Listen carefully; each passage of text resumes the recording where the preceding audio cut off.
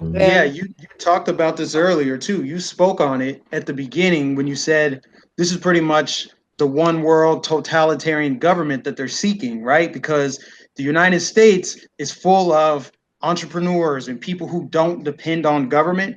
So what they're doing here is they're using welfare as a magnet because it encourages government dependency, and that's what these illegals are coming over here for.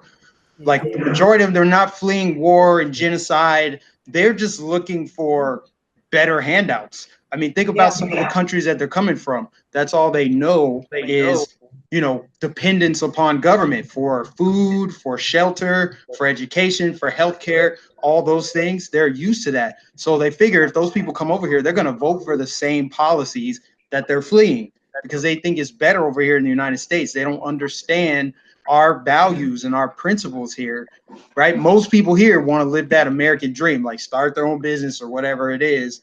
But nobody Word. here, I'm willing to bet, would say, yeah, I would prefer that the government spend my money for me and provide all these things versus, man, I would love to provide for myself and excel and move up the ladder. See, we all have a ladder of opportunity here, but when you bring over all these people from these other countries, they don't pay into our system. We have finite resources, so it's like they're draining our system, and they've convinced everyone here. I don't know how they convinced black people to do this, but they have convinced us to vote against our own self-interest.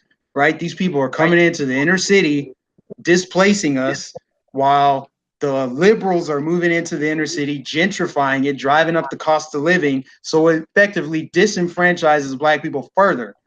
But they're so manipulative over there. That's how they get people to shame us, shame conservatives, shame us for, wanting to protect the sovereignty of our country. And then they talk about it like it's just happening here. Like, oh, Donald Trump with his racist white base, that's the only reason he won is because he talked about brown people coming here and it just ignited all the white voters. That is such a Lie lie. I on me. mean, people don't pay attention to global politics. This is not just happening here. There's a nationalist backlash across the world.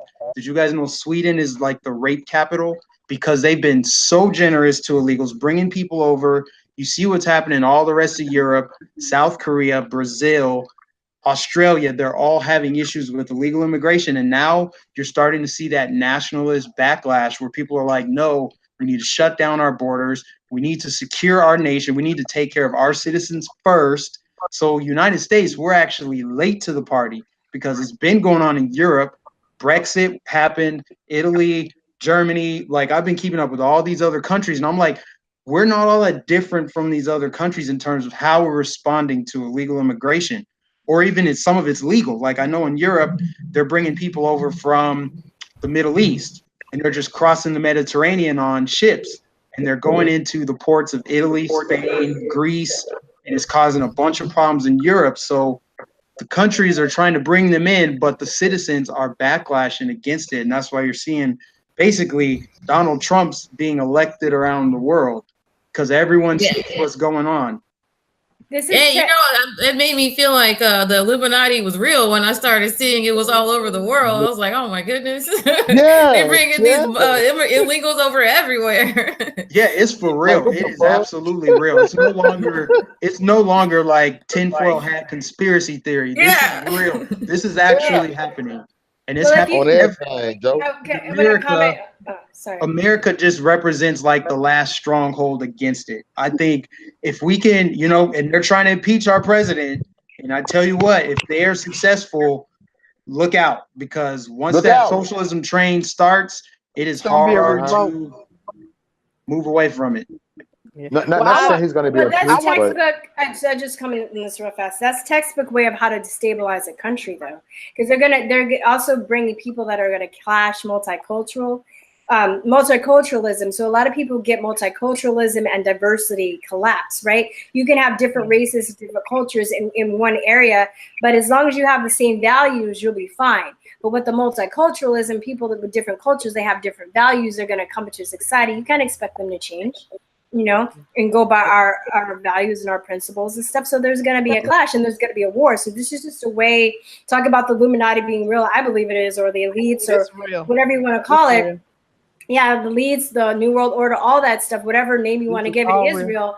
But this is what they want to do. They've been able to, all these countries that are war torn and everything, they used to be good countries at once, Venezuela. I have a friend from Panama, and she said that when she was younger, her mom used to be able to drive for the United States to Panama. Imagine that, right? But before all this corruption stuff, all this destabilization happened, this is just a way to, because when the people are destabilized and they're fighting against each other, it's part of the Hegelian dialectic, problem, reaction, solution. So they create the problem, we're fighting each other, we're killing each other, where our resources are depleting, and then they can come in and they can fix it their way and have control over us their way. Right. So yeah, you're right, Mike. I think the U.S. is the last stronghold, and that's why this is so important. People look up to us, kind of like a big brother too. Well, I want to talk about the welfare system. He mentioned about the welfare and the illegal immigrants and welfare. What they do in Los Angeles, okay? Because they are coming over here because their families, our ancestors paid into that Social Security and into the government. Okay, our prior ancestors paid into that. So these people come from another country. They're getting Social Security. Puerto Ricans and Hispanics were getting Social Security benefits because they couldn't speak English. Okay, I sent you the link on that. Yeah, because they couldn't speak English, that was considered a disability, and they were able to get Social Security benefits. Okay, then we had the Russians. They were Nazis that come from Germany, Nazis that were also able to get Social Security benefits. That was considered a Nazi was considered a disability. So we have these people that have come over to the United States that haven't paid. Nazis didn't pay a dime into the United States. Okay, we fought them in war. So why are they getting our Social Security benefits? Armenians are coming over here getting Social Security benefits. And the Hispanics, they take the welfare benefits. The wife gets the welfare benefits, and of course they have 3, 4, 5 babies at one time. Okay, so they getting welfare benefits for that, and then the husband, he getting paid up under the table as she getting welfare benefits, and they live in like 10 to 22 apartment.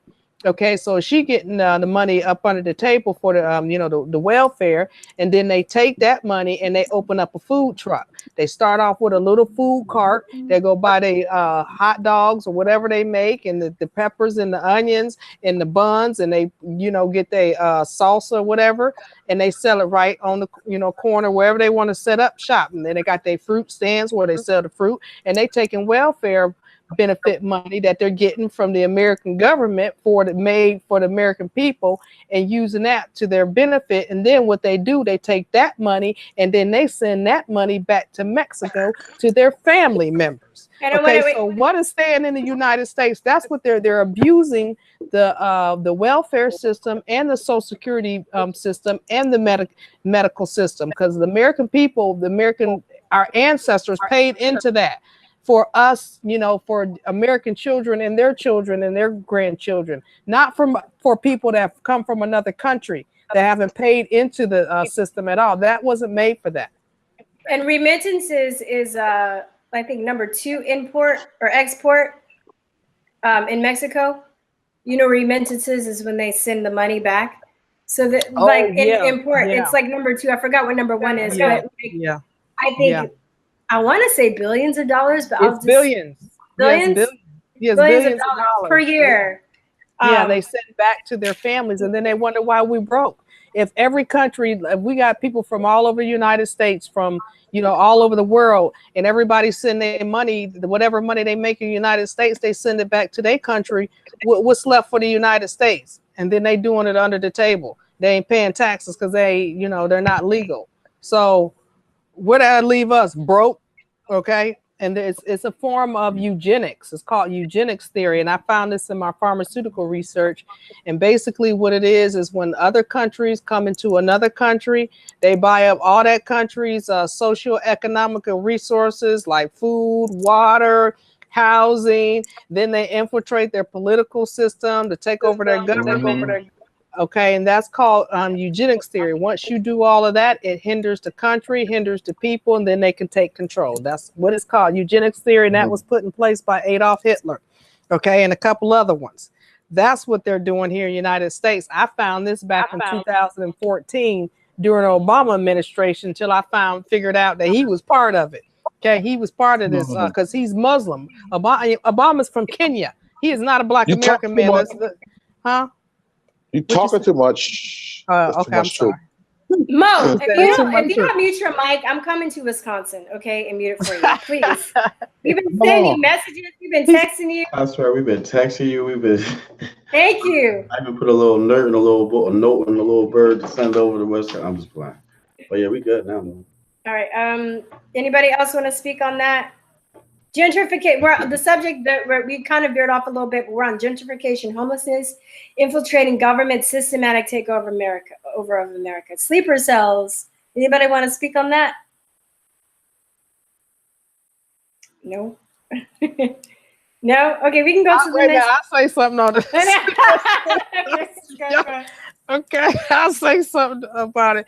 Okay, because it's just simple. It's just like this. We have people in the United States that we don't know, like what he said, Mike said, we don't know where these people come from. We don't know what their background is. We don't know what they did in their country. We don't know who they killed or they robbed a bank. We don't know who these people are.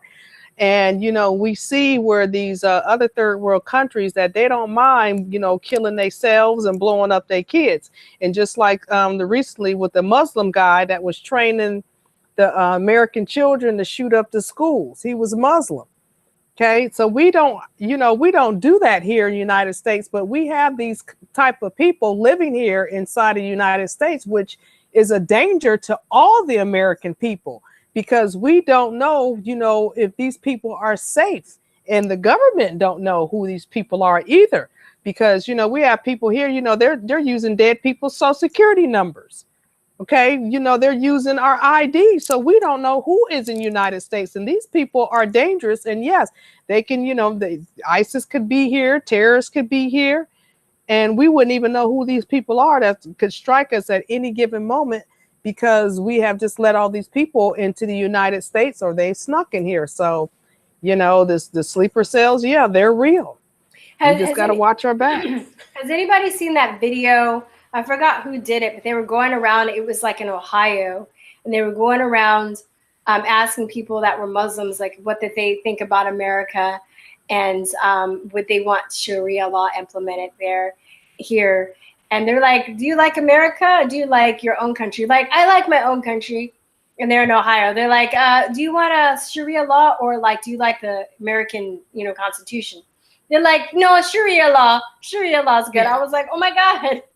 Yeah, I seen like in Michigan, there's a whole bunch of them over there, and I seen a couple of videos. This guy, his name is Nabil, and he was a Muslim, and he became Christian, and they went to the Arab festival in Dearborn, and they were trying to hand out pamphlets to people.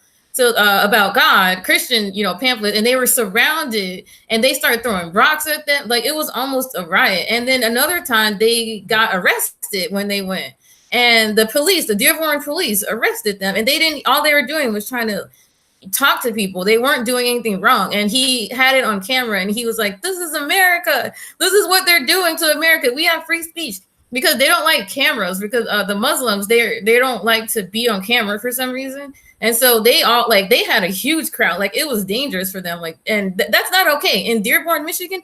And now they're trying to get someone elected in Congress that's Muslim.